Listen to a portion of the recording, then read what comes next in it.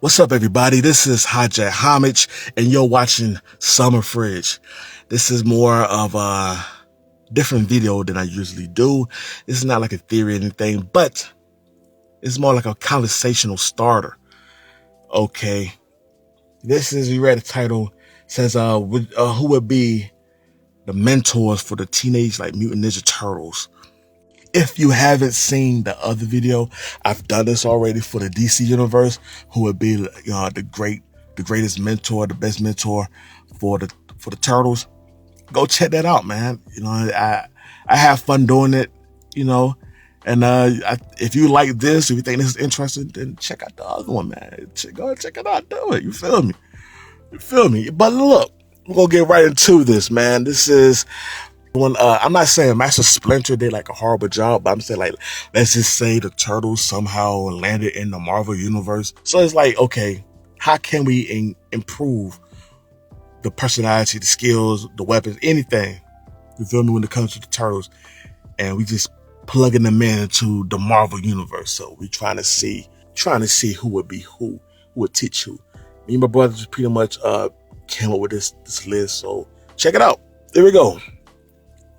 And we're doing 3 per turtle. So for Leo, we got 3 mentors, ideal. For Raph, 3. For Mikey, 3. And Donnie, we got 3. All right, you ready? Okay, Leo. We're gonna start with Leo. Leo is he's the senior of the Turtles. He's the one with the blue. For those who don't know, he's one with the blue bandana. He has a commanding personality, serious nature. Amongst his brother, he is the most order and discipline. He also possesses a strong bond with his father and mentor, Splinter. He's often depicted as using 2 katana swords. Now, my first choice.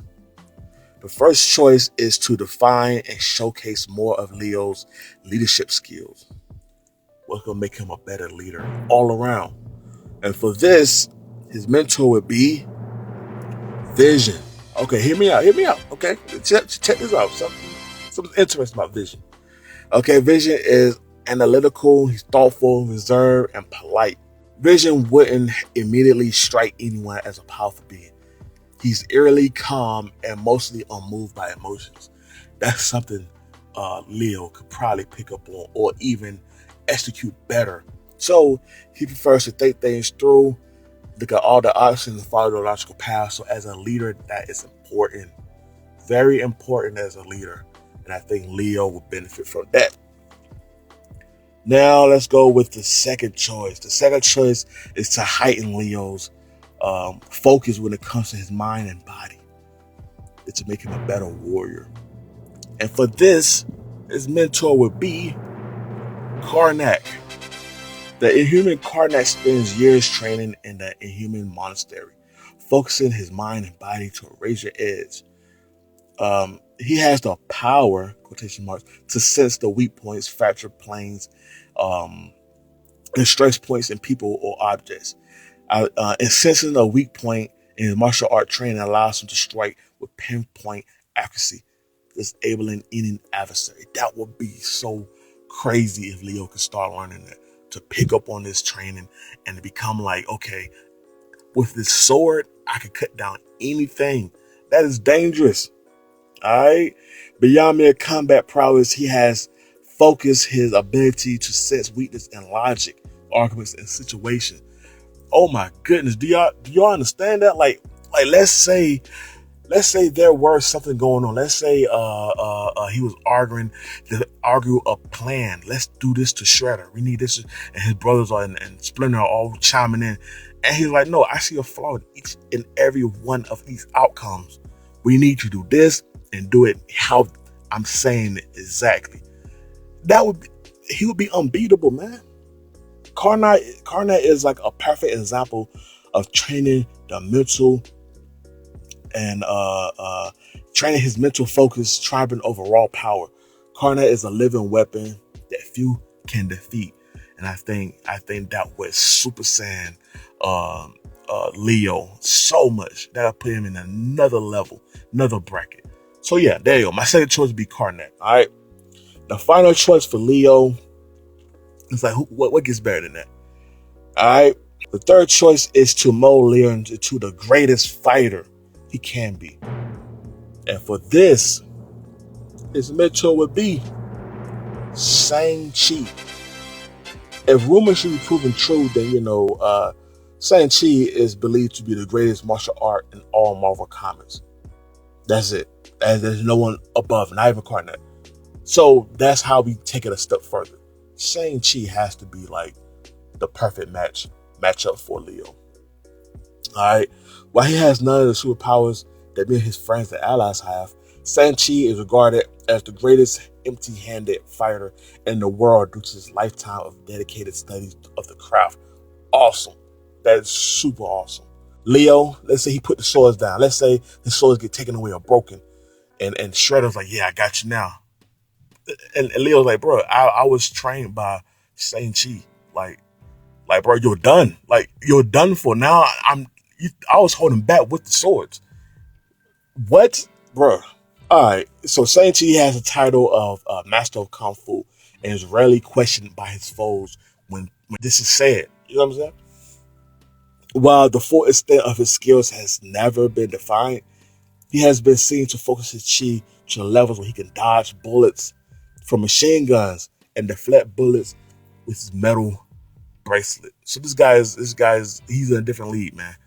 And Leo, he's joining along. He's right in that class with him if he was trained by ShangChi.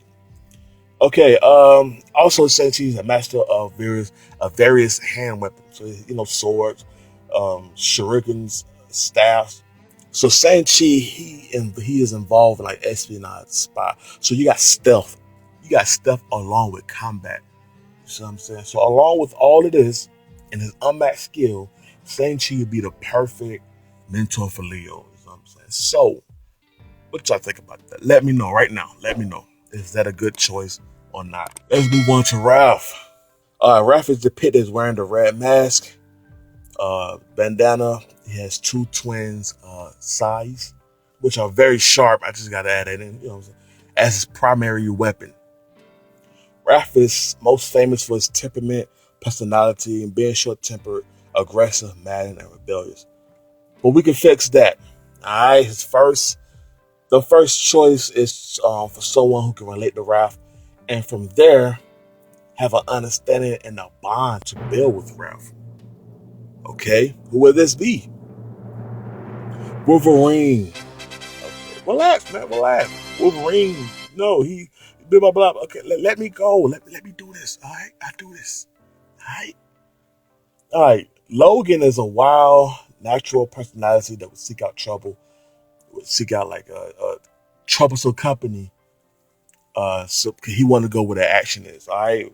But while once a brutal, ruthless fighter, Wolverine has mellowed somewhat over the years. He has made a definitive effort to subdue the beast side of his mind, although he can call upon it when necessary. He used it as a tool, his anger as a weapon. He also possessed a high degree of honor, something he picked up from as Bushido, which is samurai code. So listen. Over the years, he learned how to subdue that beast side of him, that angry and all that. That would benefit Raph so much to learn that from him. Raph can relate to Wolverine and vice versa. All right.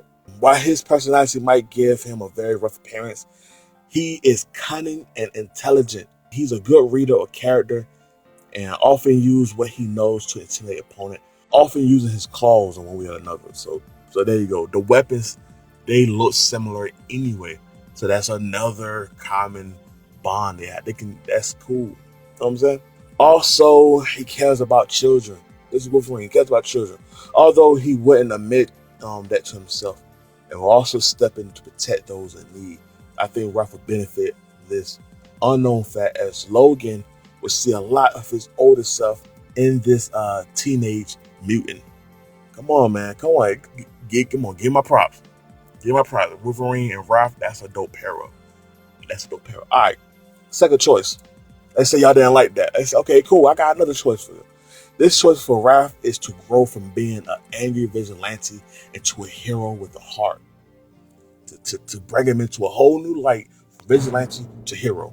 And this mentor will beat Thing. You know what I'm saying? From the Fantastic Four. Alright, the early Thing is depressive due to his monstrous state. He has violent, unpredictable mood swings. He wallows in self-pity. If annoyed, he would strike, even his teammates.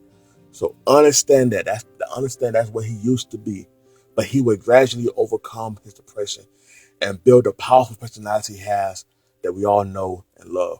Ben was he was always grumpy, following the changes of him becoming who he was. Yet he still maintains a wide-eyed sense of wonder at the things he get to do now.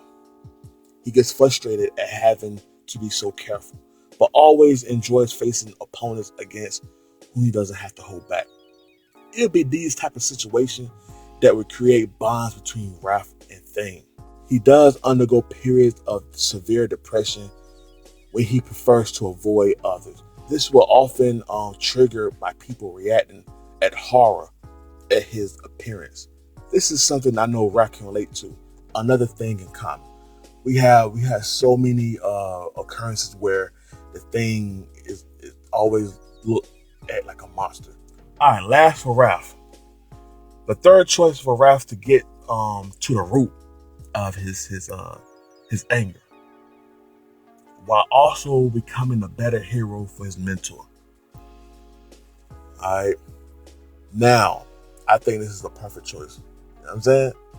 Now, I think the third choice for Raph would probably be, and most likely be, Professor X. Okay, he's intelligent, he's compassionate, he's very introspective, and he's devoted his life to the betterment of mutants everywhere. And what is Raph? Raph is a mutant. I know not your typical Marvel mutant, but the dude is a mutant. Professor X would man, that's a perfect matchup. All right, and it's because of this that Professor X is looked at as a beloved mutant leader. Charles Xavier fights tirelessly towards his dream of peaceful coexistence between humans and mutants. He's been driven on this path ever since his power awakened within his own self. You feel me?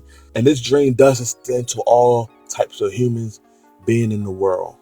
He fights the oppressions anywhere when it comes to alongside with mutants. Raph wouldn't have to hide in sewers, and will most likely have more friends as Charles took him in. Charles spends all his time and energy helping mutants develop their abilities.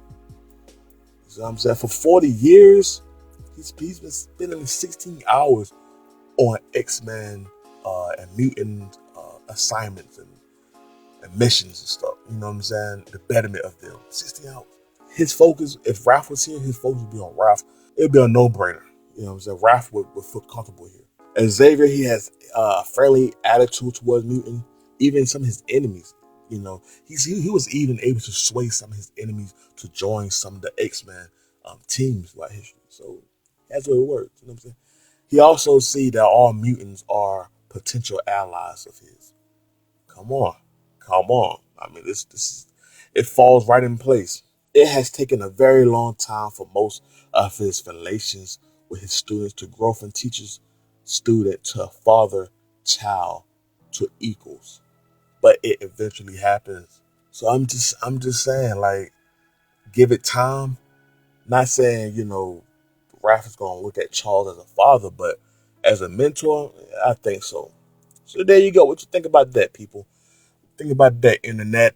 I feel like Professor X will be the perfect mentor for Raphael. All right, let's move on to Mikey. Michelangelo. He's depicted as wearing the orange bandana. His signature weapon is, you know, the nunchucks. He is most naturally skilled of his four brothers, but prefers to have a good time than train. Who would be the first ideal mentor for Mikey? This would probably be one we can relate to and teach him a thing or two about being a hero. This would be SpiderMan. You know what I'm saying? Peter,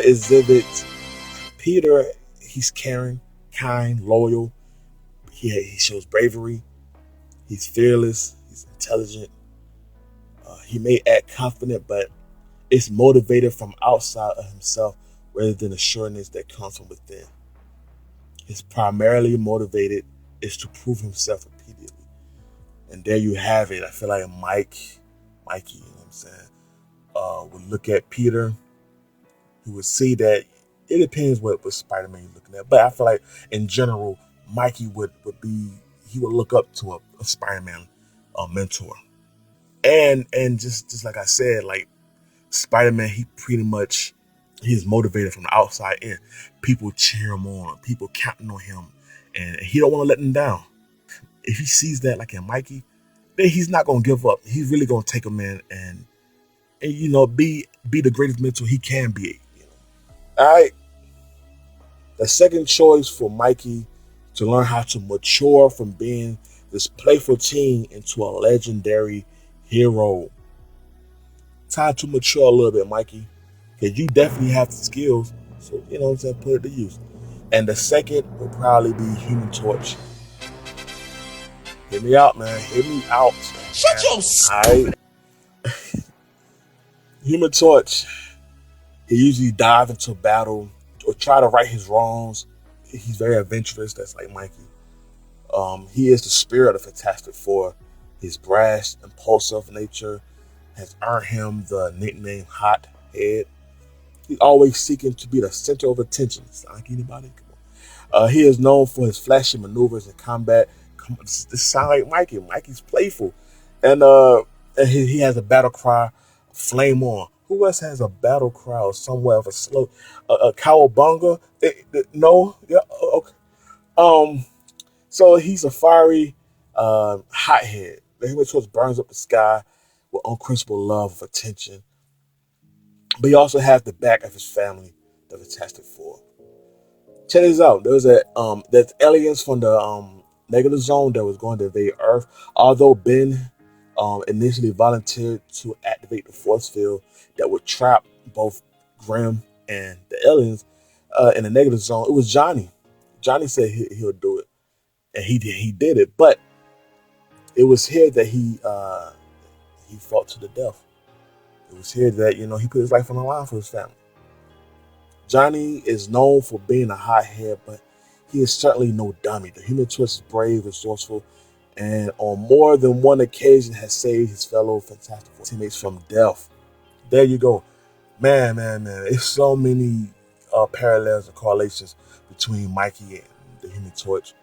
Man, I think that's a good partnership. They'll have fun. And also Mikey, I can see Mikey putting it on the line, man, especially if it for his brothers.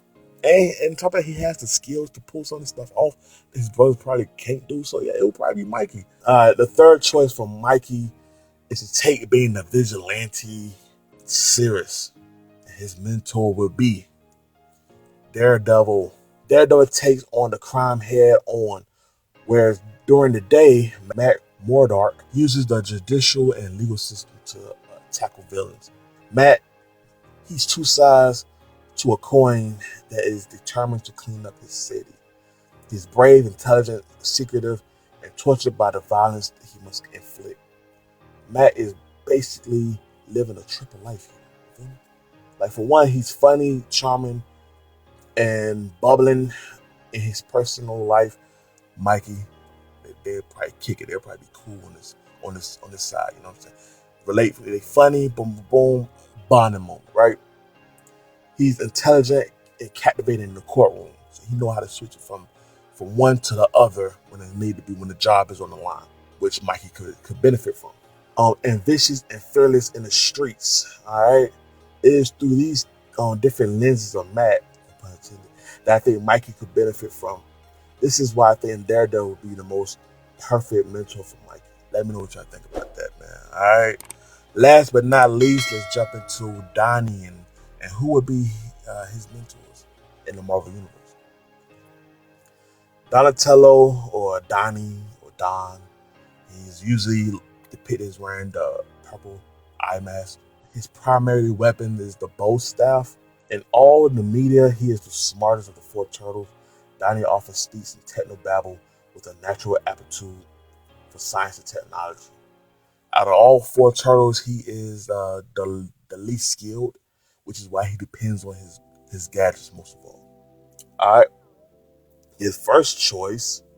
The first choice is for Donnie to relate to someone via using tech to fight. Also, being on a team. All right, so another tech user who fights crime. His mentor would be Beast.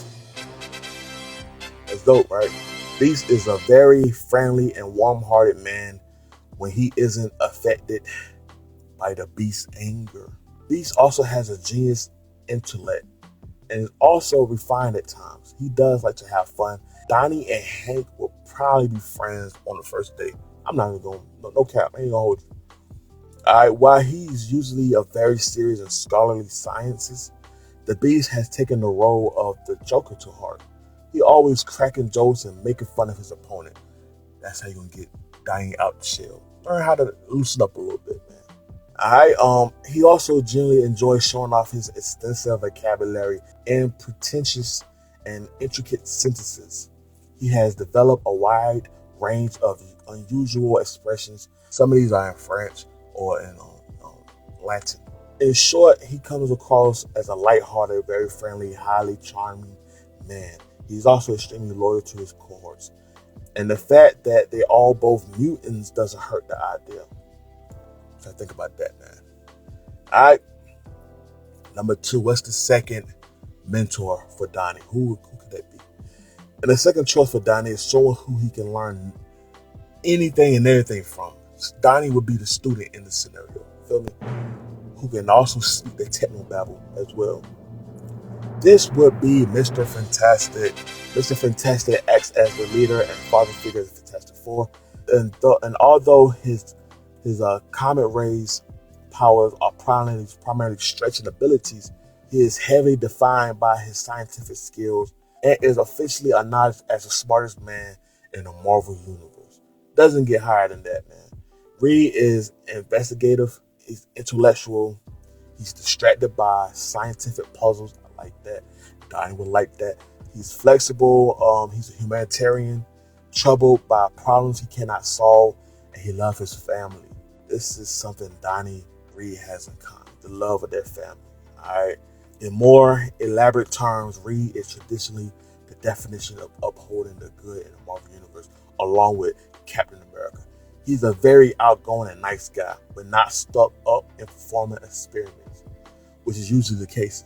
He very easily makes new friends and always regarded as nice and a proper guy.